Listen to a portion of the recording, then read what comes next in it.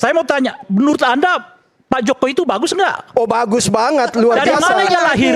Pak Jokowi. Dia lahir dari rakyat. Sistem ini kan? Iya, dari Oke, rakyat. artinya sistem ini sudah bisa membuktikan Iya. lahirnya pemimpin yang bagus. Bang Rey. menurut Oh iya David. betul. Bang Rey. Makanya saya katakan Omongan soal bahwa Pak setiap Jokowi Kalau sudah bagus opini, kenapa lagi diperbaiki? setiap opini itu harus ada Outputnya mekanisme udah ada. kontrolnya. Saya sudah berikan kesempatan pada Bung Boni, nanti saya berikan kesempatan lagi. Oke, Ya. ke Bung David dulu, oke silakan. Makasih Bung Aiman. Jadi saya masih coba merujuk pada pernyataan Bung Boni tadi ya. Bahwa kan sebenarnya soal kalau bicara soal oligarki, bagi saya ini kan sebenarnya ini kecelakaan kita dalam pilihan sistem politik kita hari ini. Kecelakaan dalam pilihan sistem. Hari ini kan kita menganut yang namanya sistem demokrasi yang Bukan, saya pikir Anda mau menanggapi soal tadi, polisi termasuk juga nanti. Oke. Ini kita pilihan kita hari ini kan kita menerapkan sebuah sistem demokrasi yang sangat-sangat liberal. Bahkan lebih liberal dari asal negara yang sangat liberal di luar sana. Karena dengan sistem yang seperti hari ini kita sangat bebas ya. Baik tadi Bung Boni sudah singgung ya, peran DPR, peran partai apa segala macam. Nah, sekarang begini. Kalau misalnya ada kelompok-kelompok kritis katakanlah yang oleh Pak Mehnan dikatakan kelompok oposisi, tapi dari Mensesnek mengatakan itu kelompok kritis ya, termasuk Pak Susno di dalamnya ada. Nah ini karena bagi saya terjadi kemandulan peran dari partai-partai yang tidak masuk dalam pemerintahan, yang harusnya memberikan kritisasi, memberikan tawaran, memberikan hal-hal yang konstruktif bagi pemerintahan. Nah peran partai yang di luar pemerintahan itu nggak berjalan sama sekali. Harusnya partai itu kan bisa, pada salah satu fungsi partai itu kan mengartikulasi dan mengagregasi kepentingan masyarakat di basisnya untuk diterjemahkan menjadi sebuah kebijakan yang disarankan kepada seorang presiden atau pemerintahan. Nah kenapa tim Pak Susno dan kawan-kawan itu memerankan peran-peran kritis itu? Karena tadi saya katakan satu, pilihan sistem kita yang celaka. Yang kedua, tidak berperannya fungsi partai sebagaimana seharusnya ya, sehingga ini dimainkan oleh peran-peran itu. Tetapi di balik itu juga saya mau mengatakan begini, sebenarnya kenapa misalnya Pak Susno dan teman-teman di sana diterima dengan baik oleh Pak Prabowo, itu karena Pak Prabowo ini punya karakter leadership yang yang egalitarian ya, bisa merangkul semua kelompok dan keinginan baik untuk mendengar dan merangkul semua kelompok. Karena seringkali pidato Pak Prabowo mengatakan bahwa republik ini nggak bisa dibangun dengan satu kekuatan saja, atau seorang diri atau satu komunitas saja. Republik ini rentang kendalinya terlalu lebar, luas dan dalam, dan dengan 275 juta lebih masyarakat Indonesia yang harus dikelola secara arif dan bijak. Nggak bisa satu komunitas saja yang bisa menyelesaikan problem itu. Nah, sekarang begini, saya memberi apresiasi luar biasa kepada Pak Susno ya. Bagi saya Pak Susno malam ini bisa menjadi duta penyambung dari apa yang menjadi aspirasi di luar dengan apa yang sedang dipikirkan oleh pemerintahan Pak Prabowo hari ini. Karena yang seperti tadi dengan luar biasa dengan lugas Pak Susno menjelaskan seperti apa sih pembicaraan ketika bertemu Pak Presiden. Dan itu disampaikan secara fair ya, secara bijak. Berbeda dengan teman-teman yang lain yang itu, saya jujur aja, tadi kita mungkin mendengar semua di berbagai media juga ada deklarasi hari ini dari kelompok yang menamakan gerakan merebut kedaulatan. Merebut kedaulatan. Bagi saya ini harus tanda petik serba hati-hati juga. Merebut kedaulatan ini bisa juga berimplikasi pada apa yang namanya gerakan makar kan. Karena terus terang aja, dari 3 statement tadi Pak, itu sangat viral ya. 3 statement dari bapak-bapak yang ada di sana itu yang sudah bertemu juga dengan Pak Prabowo. 1, statement tangkap adili Pak Jokowi. Yang kedua, maksulkan Gibran ya. Yang ketiga, itu satu gerakan dengan kedaulatan tadi? Iya. Satu gerakan? Iya, jadi tadi siang ini ada deklarasi tadi siang. Yang ketiga, soal reformasi Polri. Nah, reformasi Polri tadi sudah disinggung juga Bung Boni, termasuk Bung Rai, semua pembicara sebelumnya kan. Reformasi Polri ini bagi kita kan sebenarnya ini yang kita maksudkan tadi juga Bung Boni sudah geser. Dari sebuah sistem kekuasaan kepada sistem hukum ya. Dari Mastat ke Restat. Nah, pemisahan TNI dengan Polri itu kan dimaksudkan supaya Polri itu menjadi kekuatan sipil ya. Bagian dari instrumen negara untuk memperkuat sistem hukum kita kan, seperti itu sebenarnya. Bukan dengan cara militeristik.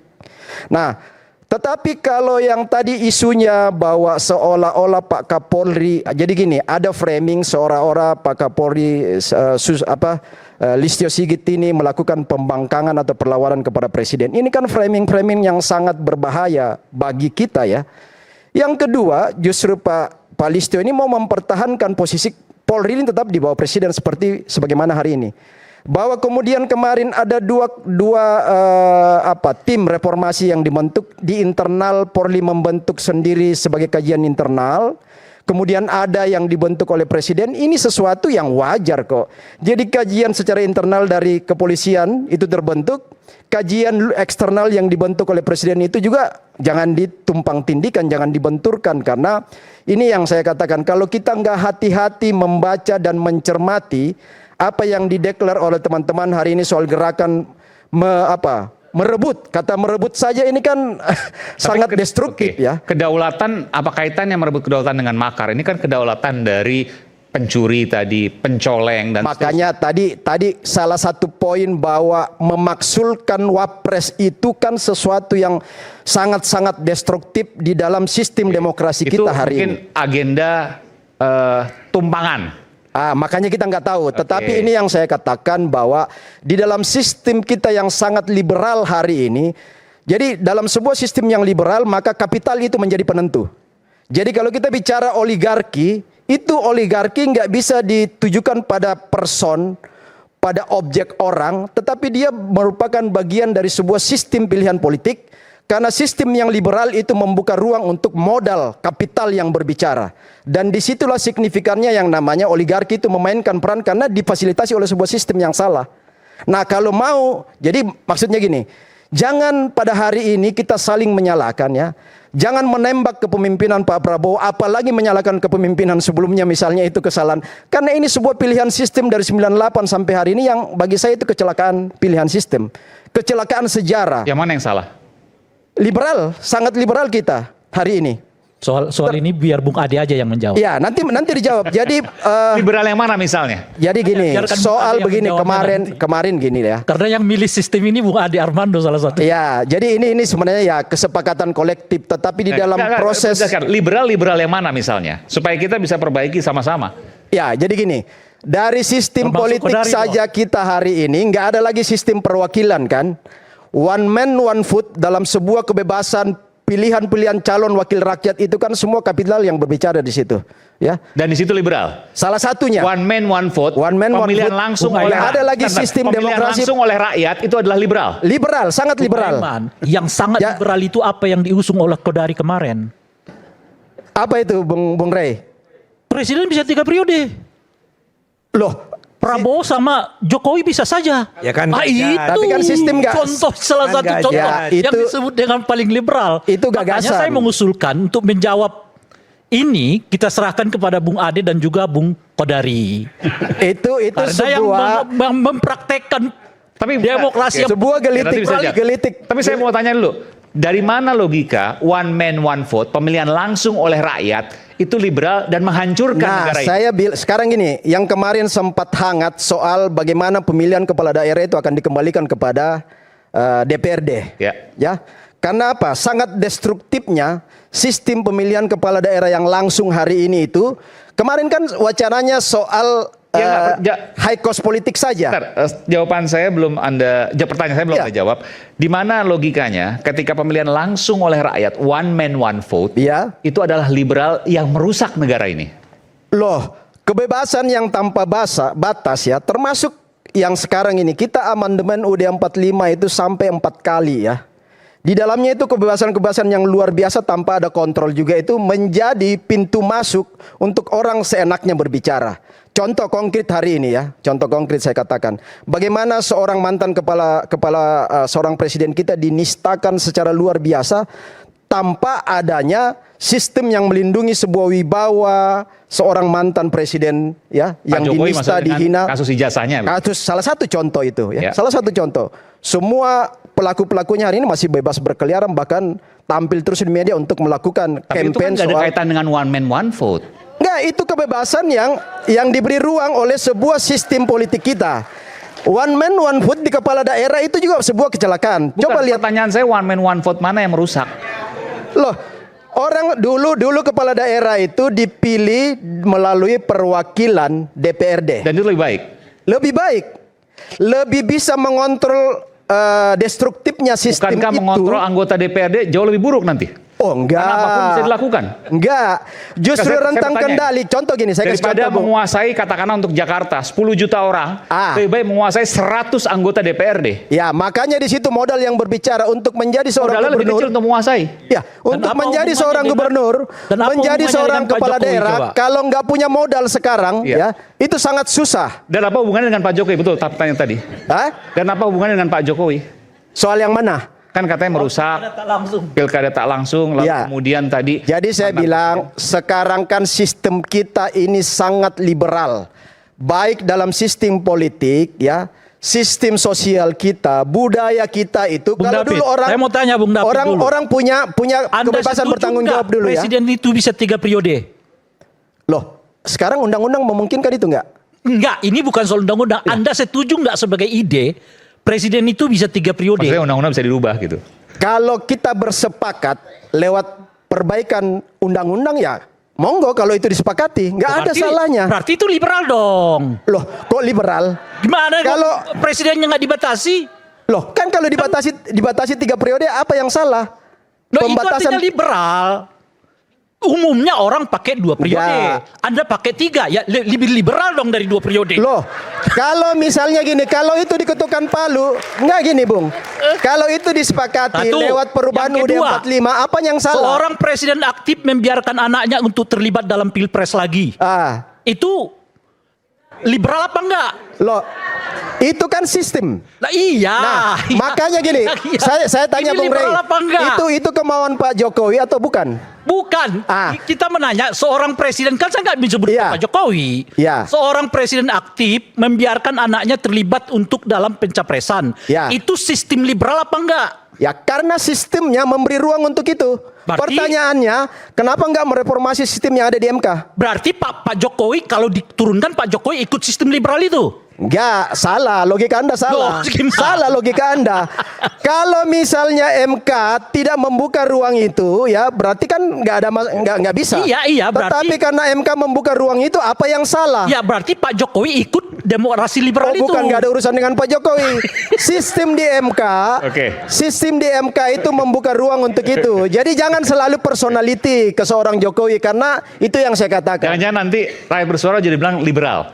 Iya, ini kita juga sangat liberal Berarti sebenarnya. Anda kan? ada di forum liberal. Oke. Ya. Silakan. Karena semua orang bisa berbicara dengan apa yang menjadi Karena gagasan-gagasannya. rakyat bisa bicara atas kedaulatannya. Ya. Ya. Ya, silakan. Sekarang rakyat bicara di antara mahasiswa nih. Saya pikir tadi waktu saya nggak akan ada lagi nih kalau lihat Ada perdebatan Prof. Leli. ini. Ya, pertama saya memang beruntung ya. Saya menjadi dosen sejak zaman Pak Harto. 8 tahun sebelum Pak Harto turun, saya udah jadi dosen. Saya menjadi narasumber di iNews TV sejak zaman Pak SBY. Jadi banyak perdebatan yang sudah kita ikuti termasuk dengan Kodari dan Bang Ubed sejak 2011 kita sering bersama di TV One dan TV-TV lain termasuk di iNews. Saya mengamati tiap pemimpin di negeri ini punya gaya komunikasi politik yang berbeda. Mulai dari Bung Karno, Pak Harto, Pak Habibie, Gus Dur, Bu Mega, Pak SBY, Pak Jokowi, dan Pak Prabowo sekarang.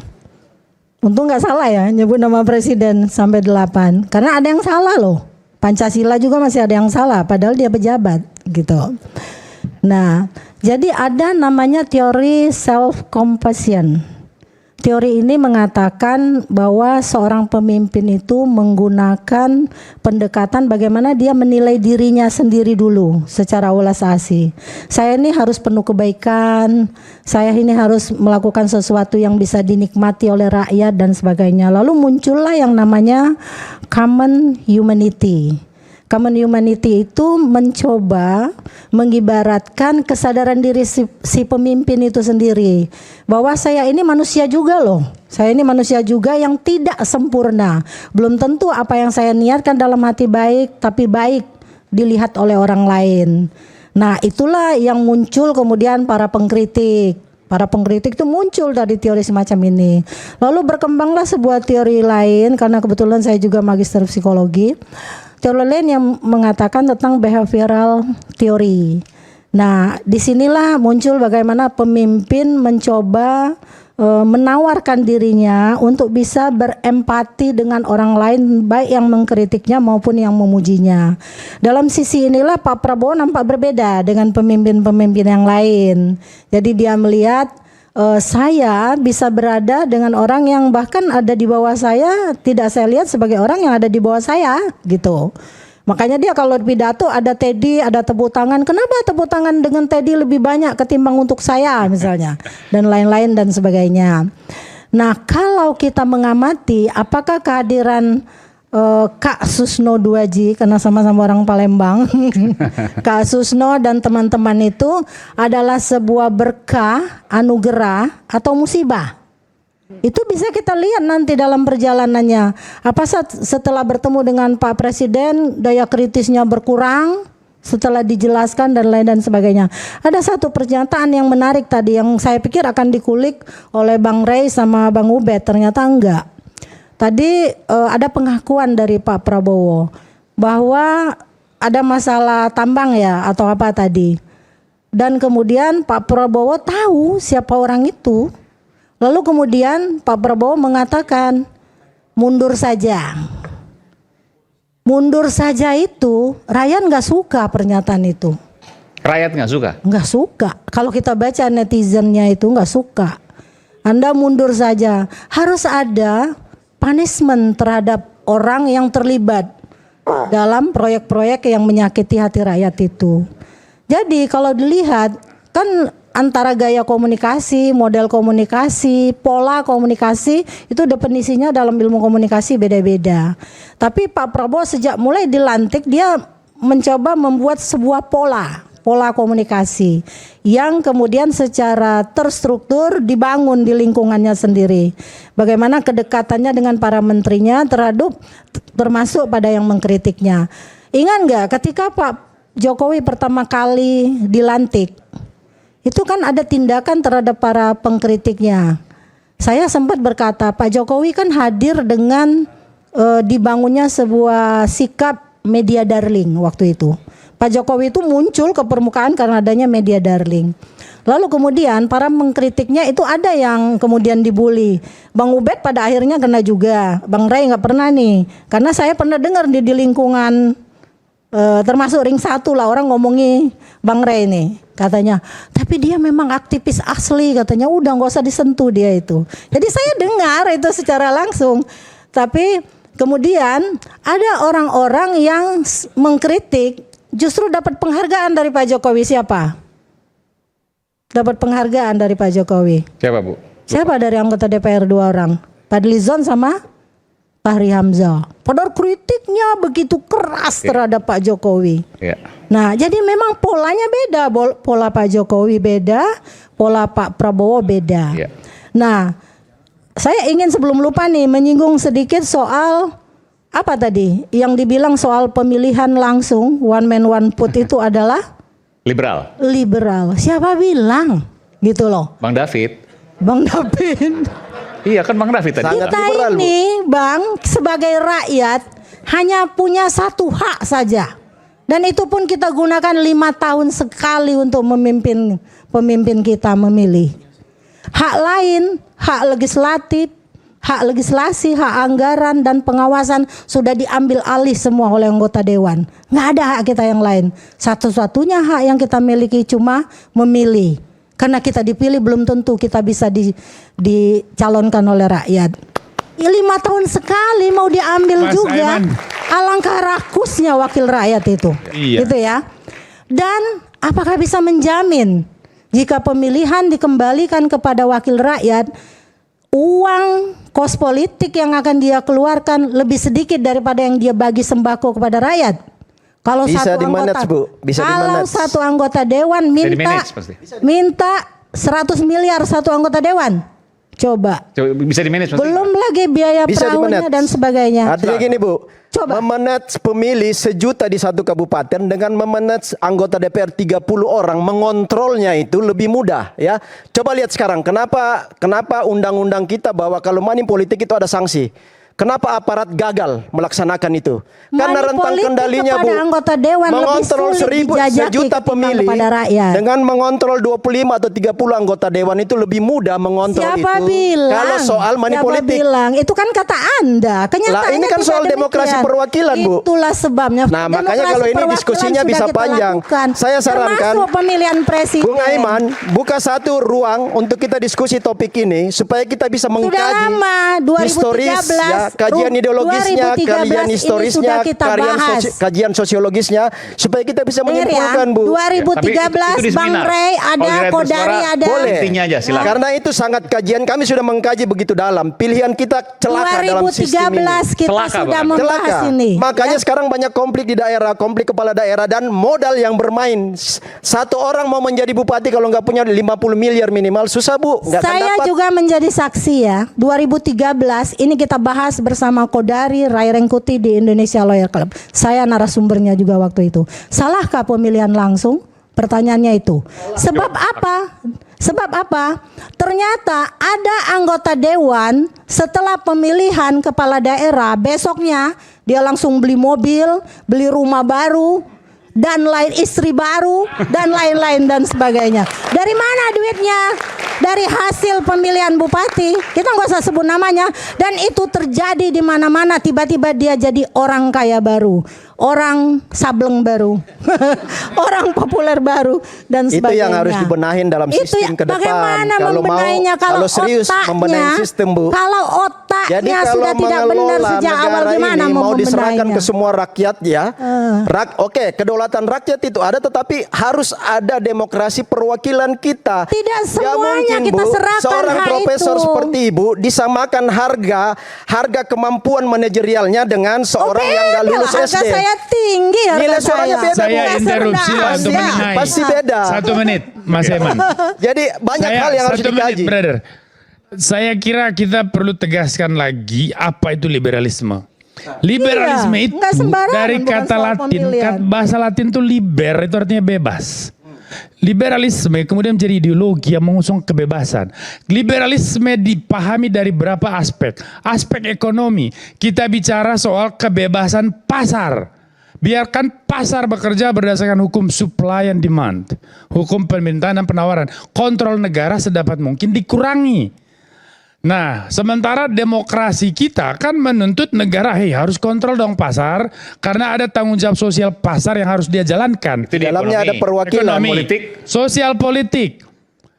Harus ada kebebasan untuk lahirnya kelompok-kelompok sosial, kelompok politik, tidak boleh dibatasi siapapun untuk Kelompok kritis, menyatakan pressure group. yes, Oke. pressure group, interest group segala macam ya, termasuk lobis.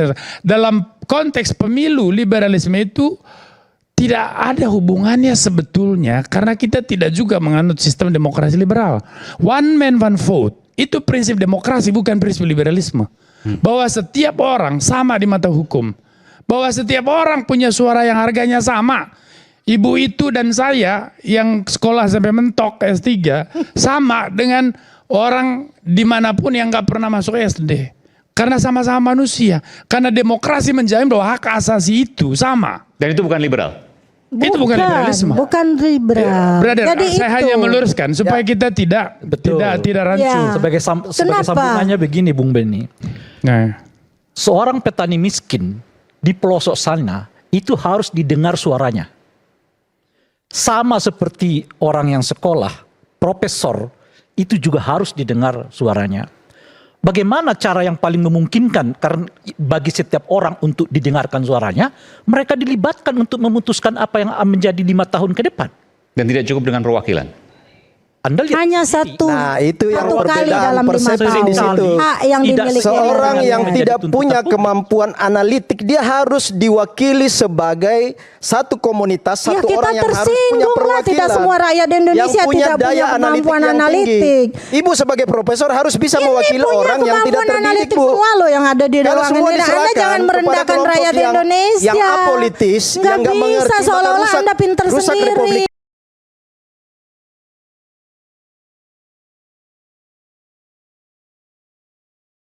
ini. Gimana ceritanya? Makanya itu yang saya katakan, Ba- sistem kita bagaimana Pilihan Gara-gara sistem kita yang celaka menginginkan hari ini, sistem Bung David, perwakilan lalu ya, merendahkan rakyat pemilihan Indonesia. langsunglah Jokowi 2 periode dan diminta oleh Kodari kalau bisa 3 periode kata Kodari. Makanya Karena benahin pemilihan sistem, Bung. langsunglah muncul namanya Prabowo. Makanya benahin sistem kalau mau memperbaiki ada proses evaluasi. Bukan. Ya. Saya mau tanya, menurut Anda Pak Jokowi itu bagus nggak? Oh, bagus banget, luar Dari biasa. mana dia lahir?